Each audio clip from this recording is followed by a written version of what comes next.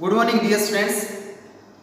पिछले लेक्चर्स में हमने चर्चा की कि सदिश हैं वो सामान्य बीजगणित के नियमों का पालन नहीं करते, जबकि अदिश हैं वो सामान्य बीजगणित के नियमों का पालन करते हैं।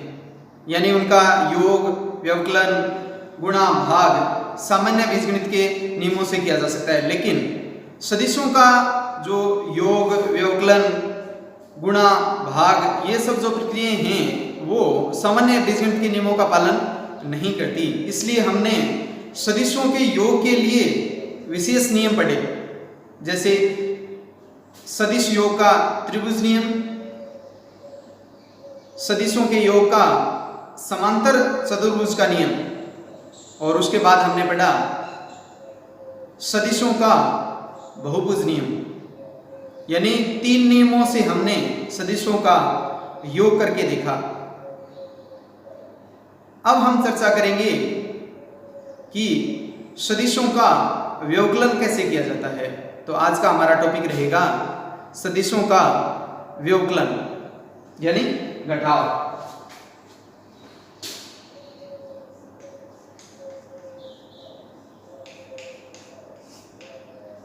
सदिशों का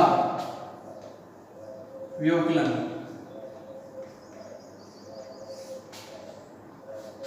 या सब्ट्रैक्शन ऑफ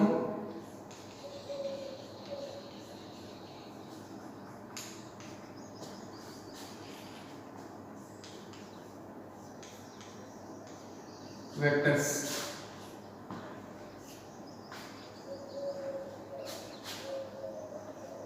सदिशों का जो व्यवकलन है वो सदिश योग का ही एक विशेष रूप है। चलिए देखते हैं कि किस प्रकार सदिश योग की सहायता से, सदिशों के योग के नियमों की सहायता से हम सदिशों का व्यवकलन कैसे करते हैं।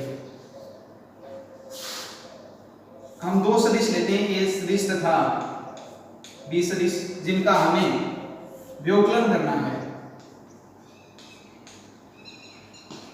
व्यवकलन करने के लिए जैसे ए सदिश में से बी सदिश को घटाना है, यानी हमें ए सदिश माइनस बी सदिश प्राप्त करना है। मान लीजिए ये जो सदिश है वो आर सदिश है। इसके लिए हम बी का विपरीत सदिश प्राप्त करेंगे। विपरीत सदिश का मतलब होता है कि उस सदिश की दिशा, जैसे ये बी सदिश है तो इसके विपरीत सदिश की जो दिशा है वो इस सदिश की ठीक विपरीत होगी, तथा विपरीत सदिश का परिमाण इस सदिश के परिमाण के ठीक बराबर ही होता है। जैसे इस सदिश का विपरीत सदिश क्या होगा, इसकी दिशा विपरीत कर देंगे तथा परिमाण अर्थात इसकी जो लंबाई है वो इस सदिश की लंबाई के ठीक बराबर होगी।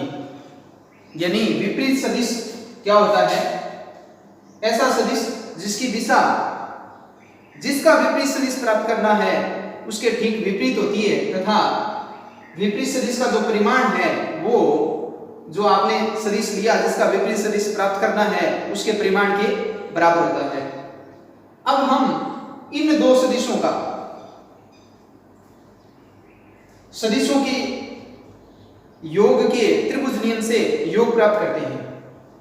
तो इन 2 सदिशों को हम त्रिभुज की 2 क्रमांक भुजाओं से व्यक्त करेंगे। ये हमारा ए सदिश तथा ये बी सदिश का विपरीत सदिश माइनस बी सदिश। तो सदिश योग के त्रिभुज नियम से हम जानते हैं कि 2 सदिशों को परिमाण व दिशा में त्रिभुज की 2 क्रमागत भुजाओं से निरूपित करें तो त्रिभुज की तीसरी भुजा विपरीत क्रम में परिणामी सदिश को व्यक्त करती है। अर्थात इन दोनों सदिशों का जो परिणामी सदिश होगा वो क्या होगा, ये सदिश होगा। ये मान लेते हैं सदिश हमारा आर सदिश है। तो इस त्रिभुज का नामकरण कर देते हैं पी क्यू आर। त्रिभुज पी क्यू आर में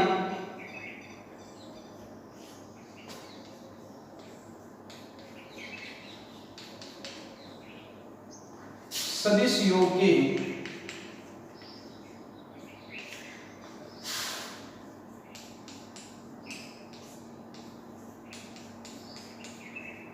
त्रिभुज नियम से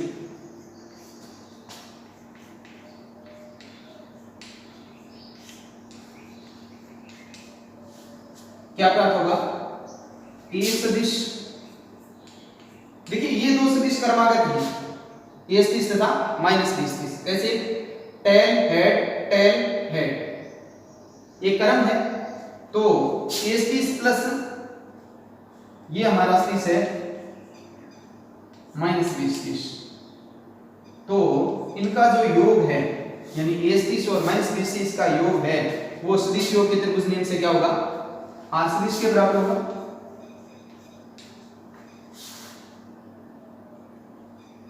तो इससे हमें मिलेगा ए सदिश माइनस बी सदिश बराबर आर सदिश। इस प्रकार हमने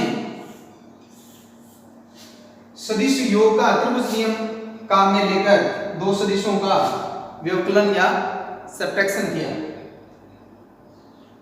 तो हमें करना क्या होता है कि जिस सदिश को घटाना होता है, जैसे ए सदिश में से बी सदिश को घटाना है, तो क्या करेंगे? बी सदिश का पहले विपरीत सदिश प्राप्त करेंगे। विपरीत सदिश कैसे प्राप्त किया जाता है? विपरीत सदिश की जो दिशा होती है वो मूल सदिश से क्या होती है? ठीक विपरीत होती है, तथा विपरीत सदिश का जो परिमाण है वो जो मूल सदिश है उसके परिमाण के क्या होता है? बराबर होता है। अर्थात बी सदिश का जो परिमाण है वो और माइनस बी सदिश का जो परिमाण है वो आपस में क्या होते हैं? बराबर होते हैं। ये क्या प्राप्त होगा? बी सदिश। तो हम कह सकते हैं कि जो विपरीत सदिश होता है उसका जो परिमाण होता है वो मूल सदिश के परिमाण के बराबर होता है, बस सिर्फ दिशा क्या होती है? विपरीत होती है।